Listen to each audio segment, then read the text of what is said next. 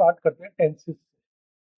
Tenses में कोशिश तो यही रहेगी मेरी कि भाई आपको आज एक टेंस करा दूं तो कल करा दूं एक, या एक क्लास में 2 टेंस करा दूं, डिपेंड्स ऑन यू कितना जल्दी आप समझते हो। लेकिन सबसे पहले, क्योंकि आज पहली क्लास है टेंसेस की, तो आप बेसिक सीखो आप मेरे से कि टेंसेस में अगर हम एग्जाम के पॉइंट ऑफ व्यू से भी बात करें और अगर हम इंग्लिश बनाने की बात करें तो क्या क्या हमें पता होना चाहिए। तो टेंसेस में सबसे पहले तो ये पता होना चाहिए कि भाई एक तो आपको इनकी ब्रांचेस पता ही होगी बचपन से, कितने होते हैं बताओ। प्रेजेंट होता है, फिर कुछ पास्ट होता है, और क्या होता है तीसरा वाला, फ्यूचर। कोई डाउट नहीं, है ना। और फिर हर टेंस के अंदर उनके अलग अलग नाम होते हैं। जैसे सबसे पहला टेंस जो होता है उसको अपन इंग्लिश में बोलते हैं इनडेफिनिट, प्रेजेंट इंडेफिनिट टेंस, इसको सिंपल भी बोल देते हैं, ठीक है। दूसरा टेंस होता है इंग्लिश में कंटिन्यूस, प्रेजेंट कंटिन्यूस हो जाएगा, है ना। फिर परफेक्ट टेंस होता है, फिर चौथा होता है परफेक्ट कंटिन्यूस। और आपको ये भी मालूम होना चाहिए, जैसे मैंने अभी बताया कि इनडेफिनेट को और क्या बोल देते हैं बताओ, सिंपल, सिंपल प्रेजेंट टेंस हो जाएगा। और कंटिन्यूस को क्या बोलते हैं, और इसके अलावा एक there is another word for that, that is called progressive, present progressive tense. Perfect का कोई और नाम नहीं है और प्रेजेंट परफेक्ट का भी कोई और नाम नहीं है, ठीक है। इसको तुम बाद में उतार लेना क्योंकि मैं इस स्लाइड को बाद में चला दूंगा अलग। तो एक बार तो ये चार, अच्छा ये कि सेम के सेम नाम रहेंगे आपके पास्ट टेंस में भी। मतलब अगर मैं अगर इस बोर्ड को भरूं तो फिर then I write past indefinite, past continuous, past perfect और पास्ट परफेक्ट कंटिन्यूस। सेम रहेगा आपका फ्यूचर में, फ्यूचर इंडेफिनिट, है ना। आगे तुम बोलो फ्यूचर कंटिन्यूस, फ्यूचर परफेक्ट और फ्यूचर परफेक्ट। तो ये 4 मल्टीप्लाई बाय 3 कितने हो गए, 12। तो 12 टेंसेज होते हैं हमारे। अब होता है कि भाई टेंस के अंदर हमें 1 मिनट के लिए एक जो टीचर है वो क्या सिखाए। सबसे पहले देखो, कोई भी टेंस है, कोई भी टेंस एग्जाम के पॉइंट ऑफ व्यू से हम कैसे पढ़े या हम अपनी खुद की इंग्लिश बनाए तो कि उसके अंदर सबसे पहले तो वर्ब कौन सी लगती है ये आपको पता होना चाहिए। कितनी वर्ब्स होती है मोस्टली इंग्लिश में बताओ। वर्ब की फर्स्ट फॉर्म, वर्ब की सेकंड फॉर्म और वर्ब की थर्ड फॉर्म, पता है ना। मतलब जिसको बेस वर्ब भी बोल देते हैं। जैसे मान लीजिए एक वर्ब है गो, सेकंड फॉर्म क्या हो जाएगी, वेंट, और थर्ड फॉर्म क्या हो जाएगी, गॉन, है ना। ऐसे ही जैसे फर्स्ट फॉर्म क्या है, कम, सेकंड फॉर्म केम और थर्ड फॉर्म कम। ऐसी कुछ अलग सी वर्ब्स भी होती है जिनमें ईडी लगता है। तो जैसे फर्स्ट फॉर्म है वर्क, सेकंड फॉर्म क्या हो जाएगी बताओ, वर्क, थर्ड फॉर्म क्या हो जाएगी, वर्क। यहाँ पर भी हम थोड़ी देर बाद डिस्कस करेंगे कि how will be distinguish between the second form and the third form, क्योंकि वो एक जैसी लगती है अपन को। है कोई आंसर वैसे आपके पास कहीं पर ये वाली वर्ब लिखी है सेकंड फॉर्म है कि थर्ड फॉर्म है, इसका पता कैसे चलता है। क्योंकि आपने कभी भी नोटिस किया होगा थर्ड फॉर्म हमेशा हैज हैव हैड के साथ आती है ना। और ये जो सेकंड फॉर्म है वो हमेशा अकेली आती है। तो एक सबसे पहले क्या पता होना चाहिए, वर्ब का पता होना चाहिए। कोई भी टेंस पढ़ रहे हो उसमें कौन सी वर्ब लगेगी, फर्स्ट फॉर्म कौन से टेंस में लगती है, सेकंड फॉर्म कौन से वर्ब टेंस में लगती है और थर्ड फॉर्म कौन से टेंसेस में लगती है, पहली चीज। दूसरा है इसके अंदर कि बहुत सारे टेंसेस में आपको ये पता होना चाहिए कि उसके अंदर कौन सी हेल्पिंग वर्ब लग रही है।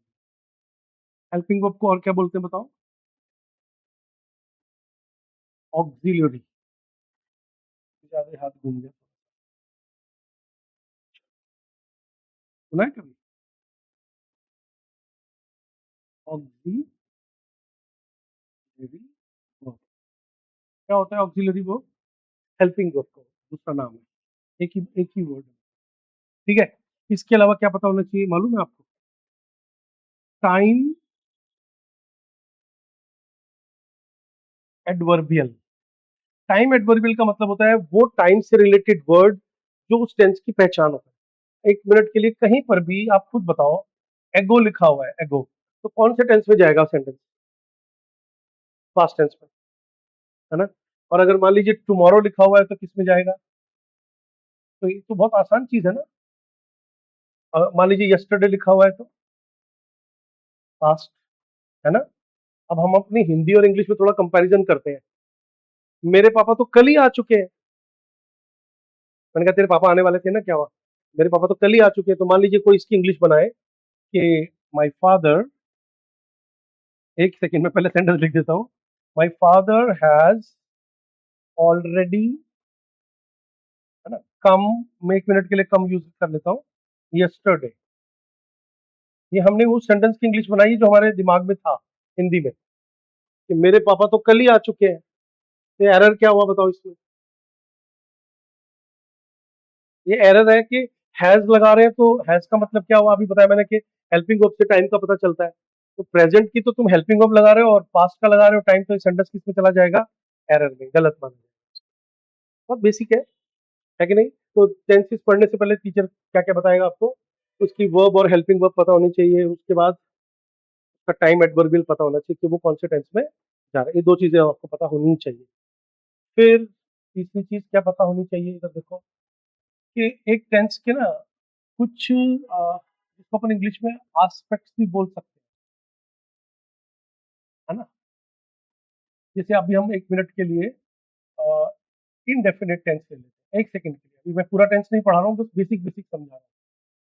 तो आपको पता है कि प्रेजेंट इंडेफिनेट टेंस जो है वो यूज कहाँ कहाँ होता है?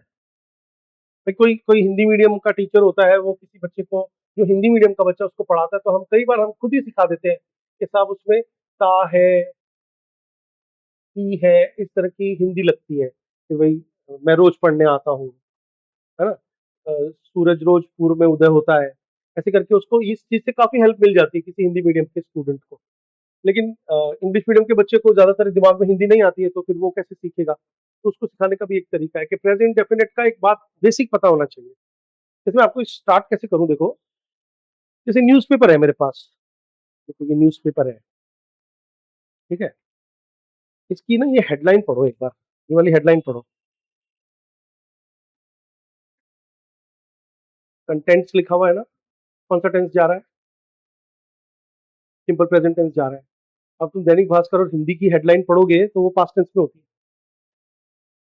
जैसे आपको हिंदी में लिखा हुआ दिखेगा दैनिक भास्कर में कि भाई एक्सीडेंट में 5 लोग मारे गए, क्योंकि हिंदी इंग्लिश में क्या लिखा होगा? अगर हम उसकी हिंदी की इंग्लिश की हिंदी करेंगे तो कि 5 लोग मारे जाते हैं। नहीं समझे? दोबारा समझाऊं? कैसे समझाते हैं कि इनडेफिनिट टेंस के एस्पेक्ट जब हम पढ़ते हैं तो पहला एस्पेक्ट बचपन में टीचर बताते हैं कि इस टेंस में मोस्टली क्या लगता है, बताओ? Universal truth. सुना है? अरे भाई सूर्य पूर्व में उदय होता है, इस टाइप के सेंटेंस। दूसरा टीचर क्या बताता है कि किसी की हैबिट होती है, तो हैबिट्स के सेंटेंसेस इसी टेंस में बनाए जाते हैं। सुना होगा आपने। और क्या सुना है बताओ थर्ड में? कि कोई रूटीन का सेंटेंस है मान लो आपका, तो रूटीन का सेंटेंस भी इसी टेंस में बनाया जाता है। हाँ, वेरी गुड क्वेश्चन। हैबिट और रूटीन में क्या डिफरेंस है, चल तू बता। अच्छा क्वेश्चन किया है। चलो मैं बताता हूँ, आज की बात तुम्हें सोचना भी आ जाएगा। आपका रूटीन है कि आप क्या करते हो, सुबह उठ करके दौड़ने जाते हो, है कि नहीं? अब वो रूटीन है कि हैबिट है? अच्छा, हैबिट होगी तो क्या होगा? कि नहीं जाओगे तो ही पैर अपने आप बाहर ले जाएंगे। जैसे मैंने कहा कि यार मैं मीठी चाय पीता हूँ, लिटरली मैं थोड़ी सी मीठी चाय पीता हूँ, सुबह सुबह 1 कप चाय पीता हूँ। तो मैंने कहा कि मैं यार मीठी चाय पीता हूँ, तो वो क्या है, मेरी हैबिट है कि रूटीन है? वो रूटीन आने की वजह से ऑटोमेटिकली हैबिट बन गई, क्योंकि अगर तुमने कम चीनी डाली तो क्या होगा? फिर मुझे पसंद नहीं आएगी, मैं कहूंगा यार एक चाय और दो, वो ठीक नहीं बनी थी। तो हैबिट क्या होता है? आपका अपने आप ही हाथ चलेगा उस चीज में, अपने आप ही मन करेगा करने का, आप रोक नहीं पाओगे। और रूटीन है जो, ये बात अलग है कि थोड़ा सा अलग तरह का क्वेश्चन हो गया कि रेगुलर रूटीन की वजह से कोई चीज किस में आ जाती है? हैबिट में। आप बताओ समझे कि नहीं? जैसे I guess both of you are from Hindi medium English medium background, तो तुम्हारे हिंदी का दिमाग नहीं है, क्योंकि रूटीन में हिंदी नहीं रही, तो फिर आपकी हैबिट पड़ गई कि इंग्लिश टू इंग्लिश पढ़ने की, आजकल के बच्चों की पढ़ी गई। मेरे समझ में आ रहा है? तो डिफरेंस है कि नहीं पता? रूटीन और हैबिट में डिफरेंस है। तो यूनिवर्सल ट्रूथ हो गया, हैबिट हो गया, रूटीन हो गया। और बताओ इसमें क्या ले सकते हैं? आपने कभी सुना होगा, 4 नंबर आएगा यहाँ पे।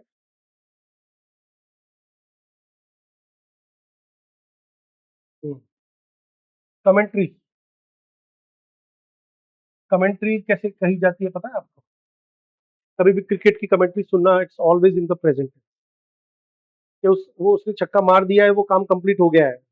लेकिन तभी वो बोलता है he hits a six, hits मतलब एस सी एस लगता है, मतलब जो जो इस टेंस का फार्मूला है, अभी बताऊंगा आपको। इसके अलावा आपको एक चीज और सिखाता हूँ, किसी भी तरह का न्यूज पेपर हेडलाइन किसमें होती है? सिंपल प्रेजेंट टेंस, न्यूज़पेपर की हेडलाइन, ठीक है। फिर किसी भी तरह का आप किसी को किसी भी तरह की इंफॉर्मेशन देते हो ना, तो वो सिंपल प्रेजेंट टेंस में होती है। इंफॉर्मेशन मतलब मान लो कि तुम सब मिलकर के शोर मचा रहे हो बड़ी क्लास में, और मैं 2 मिनट के लिए किसी काम से बाहर गया था, और एक जने को ऐसा लग रहा है वो बोर्ड पे कुछ लिख करके छेड़छाड़ कर रहा है, और वो दूसरे को जैसे ही उसने मुझे आते देखा, उसने सबको इन्फॉर्म किया कि देखो सर आ रहे हैं। तो हिंदी में तो क्या बोलेंगे? सर आ रहे हैं। इंग्लिश में बोलना पड़ेगा ही कम्स। क्या बोलना पड़ेगा? ही इज कमिंग नहीं बोलना पड़ेगा, क्या बोलना पड़ेगा? He comes. इसका मतलब है कि आप किसी को क्या दे रहे हो? इन्फॉर्मेशन। अब इसीलिए तुमने नोटिस किया होगा कि जब साइंस की किताबें होती है उनमें भी सिंपल प्रेजेंट टेंस लिखा हुआ होता है ना। इसके अलावा अभी एक बार तो तुम इतना समझ लो, इतना तो समझ में आया कि नहीं आया बताओ, है ना। किसी की भी कोई हैबिट हो, रूटीन हो, हालांकि इसमें मैंने बहुत सारे अपने बुक में तो मैंने बहुत सारी चीजें लिख रखी हैं, लेकिन एक बार के लिए कोई स्टूडेंट अगर पहली बार पढ़ रहा है तो उसको इतना भी आ जाए तो बहुत होता है। ठीक है, आगे बढ़ते हैं, बाद में लिख लेना, मैं स्लाइड चेंज कर। अब आ जाओ, इसका फार्मूला लेते हैं। सबसे पहला टेंस कौन सा बताओ? Present indefinite. तो 2 दिन तुम एब्सेंट थे, बाद सारी क्लास को मैं स्ट्रक्चर पढ़ा रहा था। सब्जेक्ट वर्ब की फर्स्ट फॉर्म एस या ईएस लगता है, और ऑब्जेक्ट, ये आपको पता होना चाहिए। एस ईएस लगने का मतलब क्या होता है, ये भी सीख लो। जैसे गो लिखा है कहीं पर, इसके साथ आपको पता है ना ईएस लगेगा, लेकिन अगर प्ले लिखा हुआ है तो क्या होगा? एस लगेगा।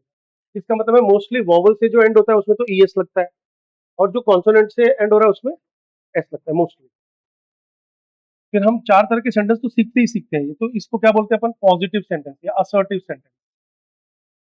क्या बोलते हैं? असर्टिव, पॉजिटिव, जो काम हो रहा है, होता है मतलब। और एक होता है नेगेटिव, सुना ही होगा आपने। नेगेटिव का मतलब क्या होता है? उस काम को आपको नेगेटिव तरीके से बताना है। सब्जेक्ट है, और डू या डज नॉट वर्ब की फर्स्ट फॉर्म और ऑब्जेक्ट हम यूज करते हैं, नेगेटिव बन जाएगा, अभी समझाऊंगा। फिर एक क्वेश्चन हम बोलते हैं इंटेरोगेटिव, इतना तो हम हर क्लास को सिखाते हैं। इंटेरोगेटिव, जैसे इंटेरोगेटिव में क्या होता है? डू और डज को आगे ले आते हैं, subject first form of the verb and object. इसके बारे में डिस्कस करेंगे। एक होता है और interrogative, where we use a W H word. Do, does, subject first form of the verb and object. समझाता हूँ, देखो जैसे ये पहला सेंटेंस है, इसको अगर मैं एक सेंटेंस में लिख करके दिखाऊं, तो मान लो मैं एक इजी इजी सेंटेंस लिख देता हूँ तुम्हारे लिए, कि ही, इजी इजी रखते हैं सबसे पहले। ही, पहले इन चीजों को सीखो। ही, शी, इट, सिंगुलर, मतलब अगर इंग्लिश में सिंगुलर चीजें हो सब्जेक्ट के तौर पर, तो वर्ब की फर्स्ट फॉर्म के साथ क्या लगाना है? एस या टी एस। और नेगेटिव सेंटेंस बनाते वक्त क्या लगाना है? डज नॉट के बाद फर्स्ट फॉर्म, दोबारा एस सी एस नहीं लगाना है, क्योंकि वो जो एस सी एस था वो यहाँ लग गया। और अगर आपका सब्जेक्ट है आई, वी, यू, और कोई भी प्लूरल, प्लूरल में दे भी आ जाएगा, तब आपको क्या करना है? केवल वर्ब की फर्स्ट फॉर्म लगानी है। और नेगेटिव सेंटेंस कैसे बनाना है बताओ? डू नॉट, डू नॉट के बाद फर्स्ट। ठीक है, तो अगर मैंने ऐसा लिखा है तो इसका मतलब ये फार्मूला है। अगर आई से सेंटेंस बनेगा, आई लव्स यू नहीं होता है ना, क्या होता है? आई लव यू होता है। तो इसका मतलब तुम समझ जाना कि ये चीज ज्यादा इंपॉर्टेंट है। ठीक है ना, तो तुम अभी बाद में उतार लेना। आगे चलूं मैं, एक बार फिर से देखो। ये फार्मूले कितने? 4 हैं। पहला कौन सा कहलाता है? Positive sentence. जैसे मैंने कहा आई टीच इंग्लिश, नेगेटिव बनाओ इसका, आई डोंट टीच इंग्लिश, मैं इंग्लिश नहीं पढ़ाता हूँ। फिर अब ये क्वेश्चन कैसा है? इंटेरोगेटिव। जब आप इसका क्वेश्चन करोगे तो answer will be in yes और नो। आप कुछ पूछोगे डू आई टीच इंग्लिश, है कि नहीं? मान लीजिए स्कूल है और तो मैथ्स वाले सर से एक इंग्लिश की प्रॉब्लम पूछने चले गए, तो वो बोलेगा मैं इंग्लिश पढ़ाता हूँ क्या? सर के पास जाओ दूसरे के। Do I teach English. और डब्ल्यू एच का मतलब है ये कुछ वर्ड्स होते हैं, जैसे आपने देखा होगा हु एक डब्ल्यू एच वर्ड है, हुम एक डब्ल्यू एच वर्ड है कि नहीं? बताओ। हाउ डब्ल्यू एच तो नहीं है, लेकिन एच डब्ल्यू तो है ही। वेयर हो गया, व्हेन हो गया, इस तरह के जितने भी वर्ड्स हम इंटेरोगेटिव होते हैं, उनके बाद में हमेशा हेल्पिंग वर्ब लगाना है। जैसे तुम स्पोकन करते हो ना, कई बार तुमने देखा होगा कि वेयर यू गो गलत माना जाएगा, क्या बोलना पड़ेगा? Where do you go. तो वो हेल्पिंग वर्ब उससे सब्जेक्ट के अकॉर्डिंग आपको यूज करना है। तो इसका आंसर किस में आएगा? यस नो में। क्या मैं इंग्लिश पढ़ाता हूँ? Do I teach English? No no no sir, sorry, you don't teach English. Yes no में आंसर होगा इसका। Where do I teach English, मैं कहाँ इंग्लिश पढ़ाता हूँ? सर आप पढ़ाते तो इंग्लिश कॉस्मोस। मतलब इसमें जो भी क्वेश्चन पूछेंगे उसका आंसर आएगा। इसमें क्या होगा? केवल यस और नो में आंसर। तो ये दोनों की दोनों चीजें आपको बनाना सीखना पड़ेगा। यहाँ तक समझ में आ गया? फिर आगे बढ़ते हैं। अब इसमें एक चीज का ध्यान रखना है कि जैसे कुछ इस तरह के वर्ड्स आपको यूज करने हैं मोस्टली। जैसे एडवर्बियल्स बोलते हैं इनको, टाइम एडवर्बियल। टाइम,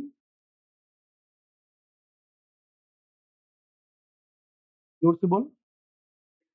इसी का एक ही चीज है, टाइम एडवर्बियल्स का मतलब है कि आपको इस टेंस में ये नजर आ जाएगा always, he always go there, है ना? गोज देयर, ऑलवेज हो गया, ऑफन हो गया, है ना? यूजुअली सुना है, नॉर्मल, सेल्डम सुना ही होगा। सेल्डम में ई नहीं आता ना एक्स्ट्रा। सेल्डम सुना है कि नहीं सुना, पहले बताओ। सुना नहीं है? एक कहावत है ना इंग्लिश में, बार्किंग डॉग्स सेल्डम बाइट। कभी कभार, जैसे हम कहते हैं ना गरजने वाले बादल बरसते नहीं है, यानी बरसते तो पर कभी कभार बरस जाते। तो इस तरह के वर्ड्स हैं, जैसे वेन एवर,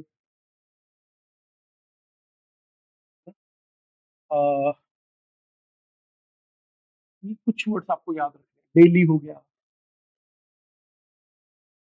है कि नहीं? रेगुलरली हो गया। इस तरह के वर्ड्स इसकी पहचान है। कोई भी टेंस एग्जाम के अंदर कोई क्वेश्चन आ रहा है तो इससे पता चल जाएगा कि कौन सा टेंस आएगा। और तुम्हारे को जो लोग इसको बोलना सीख रहे हैं या जो यूट्यूब पे मुझे देखेंगे, इसको मैं अपलोड करूंगा, तो उनको ध्यान रखना है कि भाई इन वर्ड्स वर्ड्स के यूज का मतलब ही है कि you are in simple present tense, है कि नहीं? जैसे ऐसे कहा कि मैं मोस्टली, जैसे देखो मोस्टली एक वर्ड है, लेकिन क्या मैं इस मोस्टली वर्ड को इस टेंस की पहचान कह सकता हूँ क्या? क्योंकि ये तो पास्ट टेंस में भी आ सकता है ना? इसका मतलब है कि आपको ध्यान रखना है कि कुछ वर्ड्स हैं जो इसकी पहचान है, तो मोस्टली इसी टेंस में हम लोग उनको यूज करते हैं। क्लियर हुआ कि नहीं हुआ, बताओ। तो क्या क्या पता चला आपको, बताओ इस टेंस में? एक तो आपको क्या क्या याद रखना है, मैं एक बार रिवाइज करा देता हूँ आप लोगों को। दोबारा देख लो एक बार शुरू से। पहले क्या बताया मैंने? भाई इनका नाम होता है प्रेजेंट, पास्ट और फ्यूचर में। पहला नाम इंडेफिनिट, कंटिन्यूस, परफेक्ट और परफेक्ट कंटिन्यूस। फिर क्या बताया मैंने? हेल्पिंग वर्ब का अंदाजा हर टेंस में होना चाहिए। जैसे डू डज लग रहा है, तो डू डज का भी अपन को थोड़ा सा एक्स्ट्रा नॉलेज होना चाहिए। चलो बताओ डू कहाँ लगाते हैं? नहीं नहीं, डू लगता है आई के साथ लगेगा कि ही के साथ लगेगा? अच्छा, ये चीज मैंने आपको देखी, तो डिटेल में डिस्कस करते हैं। पहले एक मिनट फिर से देखो एक बार।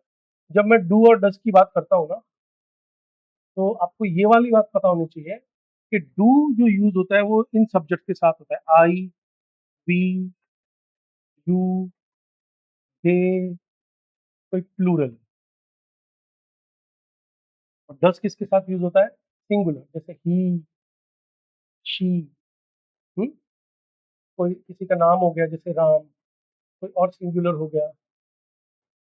और समझाता हूँ, समझाओ। इसको बोलते हैं third personal singular. First person I I से रिलेटेड होता है, सेकंड पर्सन यू से रिलेटेड होता है, और थर्ड पर्सन में क्या होता है, कोई और थर्ड पर्सन, जैसे तुम मेरे लिए सेकंड पर्सन हो इस वक्त, थर्ड पर्सन सेकंड, और हम जो बच्चे एब्सेंट है उनकी बात करें तो वो थर्ड हो गया। तो थर्ड में भी अगर सिंगुलर होगा तो समझ लो वहां पे डज लगेगा। एग्जाम्पल देखिए, आई आई गो देयर, एक सिंपल सेंटेंस है, इसका नेगेटिव बनाओ चलो। I do not go there. अच्छा, ही से बनाओ, he goes there, he goes there बन गया ना सेंटेंस, वो वहां जाता है। अब इसका नेगेटिव बनाओ, इसको बनाने दे, तू बता रोहन। ही डज नॉट, बोलता जा शाबाश, गोज देयर। क्या गड़बड़ की है इसने, तेरा नाम भूल गया, यश बताना जरा इसने क्या गड़बड़ की है। अब देख इसमें डज लग गया ना बेटा, तो डज लग जाता है तो दोबारा यस नहीं आएगा। तो ये एक बहुत कॉमन एरर है जो हम लोग कर लेते हैं बोलते वक्त भी और लिखते वक्त। तो सेंटेंस क्या हो जाएगा, he does not go there. तो ये डज किसके साथ आ रहा है, ही के साथ, और डू किसके साथ आ रहा है, आई के साथ। तो इसी बहुत छोटी सी चीज समझा रहा था मैं आपको कि डू डज का भी आपको पता होना चाहिए, ठीक है। इससे रिलेटेड जो मैं आपको कुछ एक्सरसाइज दूंगा ना तब ज्यादा समझ में आएगा, ठीक है। अब आते हैं कुछ और चीजें सीखते हैं इसके अंदर, कि पहले कुछ सेंटेंस बनवा देता हूँ आपको। जैसे मैंने कहा कि दे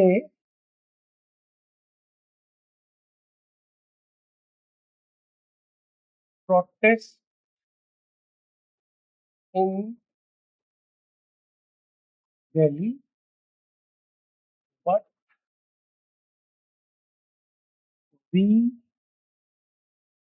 show our anger in Jaipur.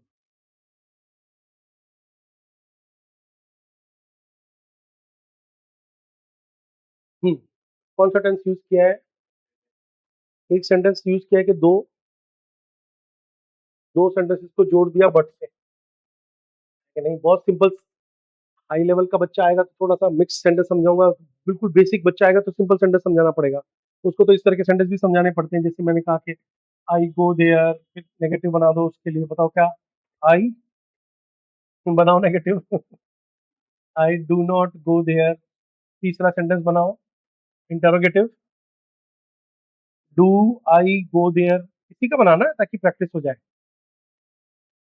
ये देखो, मैं वहां जाता हूँ, मैं वहां नहीं जाता हूँ, क्या मैं वहां जाता हूँ, और फिर डब्ल्यू एस से बनाओ, why do I go there. तो वो जो स्टूडेंट है वो इस तरह से बनाते हुए सीखता है सेंटेंसेस। लेकिन जब हम बोलते हैं और अच्छी इंग्लिश रीड करते हैं, एग्जाम के क्वेश्चन सॉल्व करते हैं, तो इस तरह का क्वेश्चन आता है। अब इसमें कोई एरर है क्या, ये बता दो। They protest in Delhi but we show our anger in Jaipur.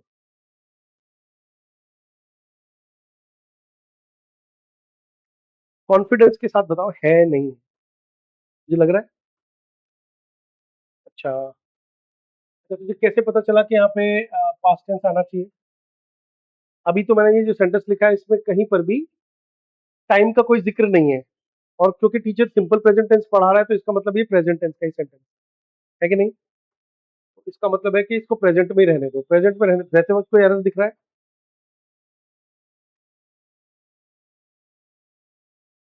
तो पास्ट टेंस में क्यों जा रहा है बार बार, तो क्योंकि वो खत्म हो गया इसलिए।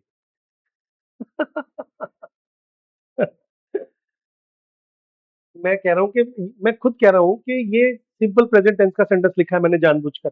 अब तुम तो मुझे इतना बता दो कि इसमें तुम्हें एरर दिख रहा है क्या।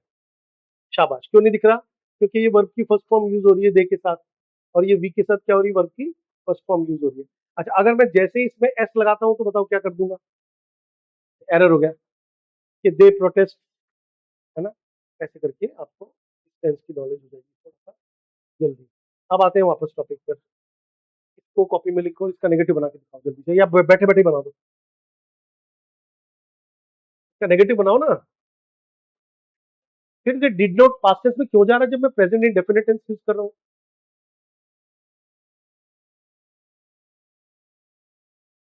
अरे दे डोंट, कमाल कर दिया।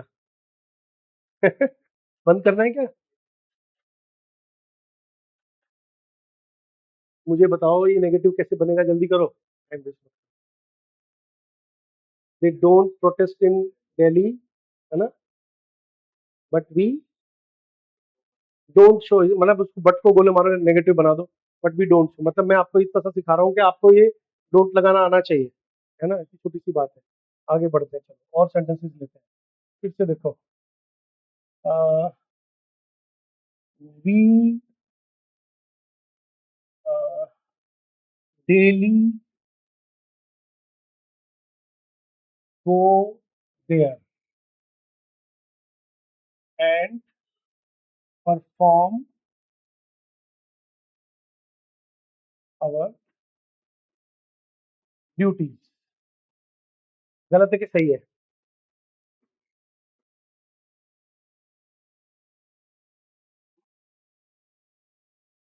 उसमें क्या बड़ी बात है ड्यूटीज में, क्योंकि वी है तो कई लोग मिलकर के कई सारी ड्यूटीज होंगे, तो इसमें टेंस का कोई एरर नहीं है, क्योंकि वी के साथ में आप वर्ब की फर्स्ट फॉर्म यूज करोगे, है कि नहीं। दूसरी वर्ब कौन सी यूज कर ली मैंने, परफॉर्म। अच्छा अब मैं क्या कर रहा हूँ, इधर ध्यान से देखना, इसका सेंटेंस तुम बनाओगे। अब मैंने यहाँ पर ही यूज कर लिया, अब बताओ क्या चेंजेस करोगे, जल्दी बताओ। ठीक है, एक आदमी ज्यादा ड्यूटीज नहीं कर सकता क्या? हाँ? यहाँ पे क्या करोगे, गोज करना पड़ेगा ना यार, और यहाँ पे क्या करना पड़ेगा, परफॉर्म्स करना पड़ेगा। तो आपको क्या करना है, वो सब्जेक्ट के अकॉर्डिंग वर्ब लगाने की जो प्रैक्टिस है ना, वो आपको आनी चाहिए, समझ रहे हो ना। तो इससे रिलेटेड तो सिंपल प्रेजेंट टेंस अच्छी तरह से क्लियर हुआ कि नहीं हुआ। सिंपल प्रेजेंट टेंस में आपको दो तरह के सेंटेंसेस की ज्यादा क्वेश्चन आते हैं, वर्ब के साथ एस यस लगाने का, या डू नॉट और डज नॉट लगाने का। इसके अलावा भी एक नई चीज सिखा देता हूँ इसमें फटाफट से। जो बड़ा दुख है कि वो बच्चे जो एबसेंट है आज, उसका नुकसान होगा, उसको फिर वीडियो से देखना पड़ेगा। फिर से देखो, आई टीच इंग्लिश, कोई डाउट? अब इसमें ऐसे लिखा है डोंट आई, तो क्या कहते हैं, इसको बोलते हैं टैग। क्या बोलते हैं, टैग क्वेश्चन। कोई भी टेंस पढ़ते हैं तो उसमें हमें टैग क्वेश्चन पढ़ना चाहिए। टैग क्वेश्चन का मतलब क्या होता है, जैसे हम डे टू डे लाइफ में बात करते हैं ना, ये है ना बोला ना मैं, है ना, कोई भी बात बोल करके फिर उसको क्या करो, दूसरों से पूछ लो, हमारी आदत होती है कि यार मैं कौन सा वहां रोज जाता हूँ क्या, तो बोल करके वो टेंस, और उसके बाद क्या करो, उस टेंस का नेगेटिव बना दो। फिर से सुनो, जो सब्जेक्ट वर्ब लग रही है, आपको पता आई के साथ में कौन सी हेल्पिंग वर्ब लगेगी, डू लगेगी, डू नॉट, तो वो डू नॉट आई करके रिपीट कर दो। एग्जाम्पल देते हैं, पॉजिटिव सेंटेंस का क्या बनेगा, नेगेटिव टैग बनेगा, और नेगेटिव सेंटेंस है तो देखो इधर, आई डोंट टीच इंग्लिश। वो प्रोटेस्ट में जो लोग गए थे ना, वो गंदे गंदे वीडियो बनाए, उनके अब वीडियोज आ रहे हैं, वो माफिया मांग रहे हैं। तुमने देखा है कोई? मैंने देखा आज दो तीन वीडियो। तो अब वो, मान लीजिए एक जना उसको पीटने आया कि तूने मोदी जी को गाली बकी थी, अभी तेरी पिटाई करता हूँ। तो बोले मैंने कब बनाया वीडियो, मैंने बनाया था क्या? अरे भाई तू बता, मैं था क्या वहाँ, नहीं था ना। तो ये इस तरह से अपन जो बात करते हैं, दैट इज टैग। अब ये नेगेटिव सेंटेंस है, देखो भाई मैं तो इंग्लिश नहीं पढ़ा था, मान लीजिए इंग्लिश में फेल हुआ है, टीचर को लोग पीटने आए कि ये पढ़ाता है। नहीं भाई मैं तो नहीं पढ़ा था, पढ़ाता हूँ क्या मैं, तू बताओ भाई, मैं पढ़ाता हूँ, मैं तो संस्कृत पढ़ाता हूँ। तो सेंटेंस क्या बनेगा, आई डोंट टीच इंग्लिश, और वो टैग क्या हो जाएगा, डू आई, ये पॉजिटिव बन जाएगा। तो एक छोटी सी बात याद रखो, पॉजिटिव सेंटेंस का उस टेंस में उसी टेंस की हेल्पिंग वर्ब के साथ सब्जेक्ट को रिपीट कर दो नेगेटिव के साथ। ठीक है, ये प्रैक्टिस भी आपके पास होनी चाहिए। इससे रिलेटेड भी दो चीजें आपको पूछ लेते हैं। अब एग्जांपल लेते हैं, स्टूडेंट्स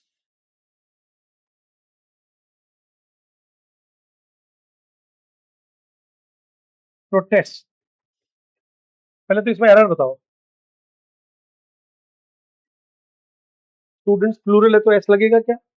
नहीं लगेगा, एरर समझ में आ रहा होगा।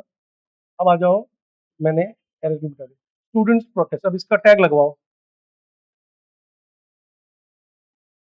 हाँ, डोंट।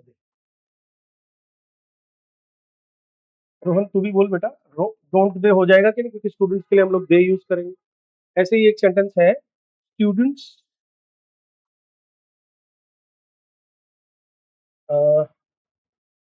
डोंट प्रोटेस्ट, का टैग लगवाओ। पास्ट टेंस में क्यों जा रहे हो? Do they.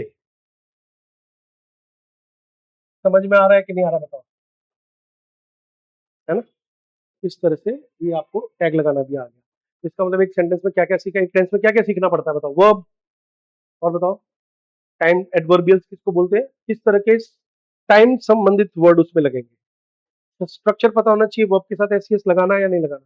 तुम दोनों किस तरह की गलतियां कर रहे हो बताओ, पास्ट टेंस में जा रहे हो बार बार।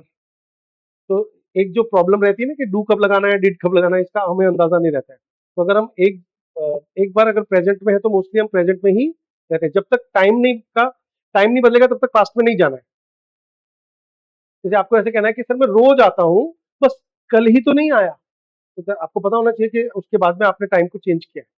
ठीक है, तो फटाफट से लिख लो इनको, क्या क्या लिखने का मन कर रहा है जल्दी से।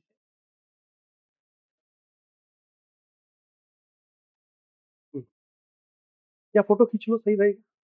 कैसा सही रहेगा, मतलब इसकी फोटो खींचते जाओ, मैं वो घर आके लिख लोगे। कई बच्चे ऐसा करते हैं, इसलिए कह रहा हूँ कि टाइम बहुत वेस्ट हो जाएगा ना तुम्हारा, तब तक मैं कुछ नई चीज पढ़ा दूंगा। चेंज करूँ? एक मिनट। हाँ अब खींच लो। फिर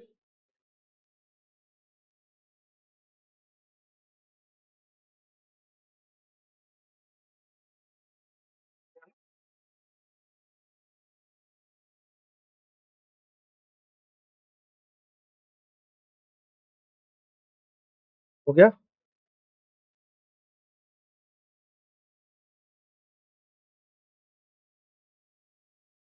ठीक है, चलो अब हो गया आपका एक बार के लिए अगली चीज। यहाँ तक अच्छी तरह से क्लियर हो गया, कोई दिक्कत तो नहीं है? ठीक है, जोर से बोलो। तो मैं छोड़ दूँ क्लास? चलो तो इतना ही रखते हैं, इतना रख, मैं उससे कुछ और पढ़ा दूंगा तुझे आराम से। दैट्स इट फॉर टुडे, है ना? Thank you.